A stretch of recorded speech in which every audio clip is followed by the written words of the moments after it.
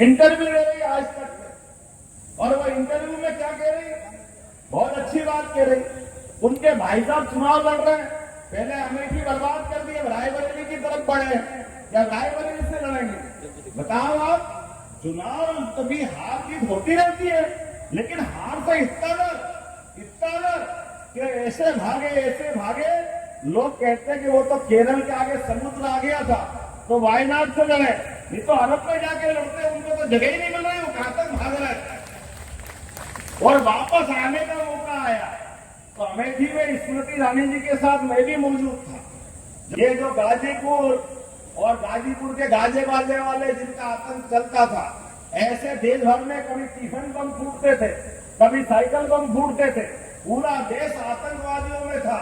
और यहां से लेकर वहां तक एक ही नारे लगाते थे, इस देश का कहते थे, और देश के बाहर जाकर के दूसरे की बजाते थे। इस देश में रहकर के पाकिस्तान जिंदाबाद करने वाले, मुझे इस बात की प्रसन्नता है, वो पाकिस्तान के जिंदाबाद करने वालों को उनके घर में घुस के मारने की हिम्मत किसी की रही है तो भारतीय जनता पार्टी की सरकार की रही है। आज किसी की हिम्मत नहीं है हमारे देश के अंदर, देशभक्तों के बीच में आप पाकिस्तान जिंदाबाद करोगे, डूब मरना चाहिए आपको कोई अधिकार नहीं।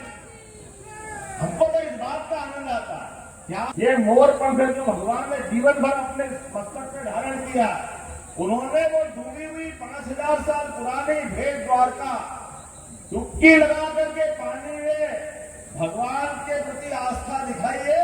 मोदी जी ने यह हमारे लिए गौरव की बात है। बोले गोपाल कृष्ण भगवान की, द्वारकाधीश की जय का आनंद के साथ द्वारका का जो उस समय का गौरव था, ये वो लोग हैं जो भगवान राम पर प्रश्न उठाते हैं, ये वो लोग हैं जो भगवान कृष्ण में प्रश्न उठाते हैं। ये ना कृष्ण को मानते, ना भगवान राम को मानते, ना गीता को मानते, ना ये गोमाता को मानते, लेकिन वोट मांगने हमारे बीच में आता। आप बताओ इनको कोई कैसे वोट देगा?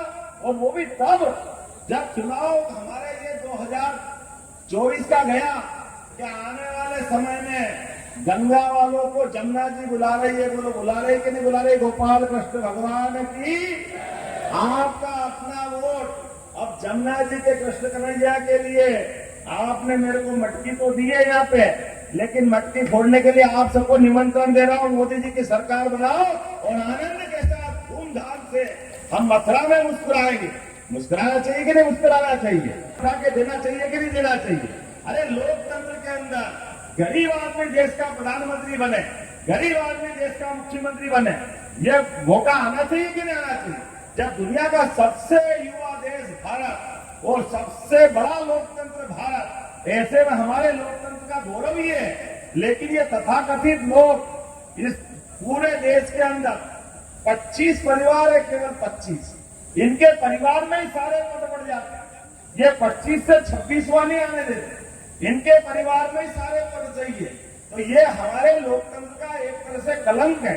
इसको निपटाने के लिए हम सबको संकल्प करने की जरूरत है। और मिलते उत्तर प्रदेश में जिस प्रकार का माहौल बना हुआ है, सभी गुंडागर्दी वाले, सभी प्रकार के बम फोड़ने वाले, दिन दहाड़े गोली चलाने वाले, आतंक के पर्याय ये ठिकाने लगे कि नहीं लगे हैं? कानून की सरकार स्थापित हुई कि नहीं हुई?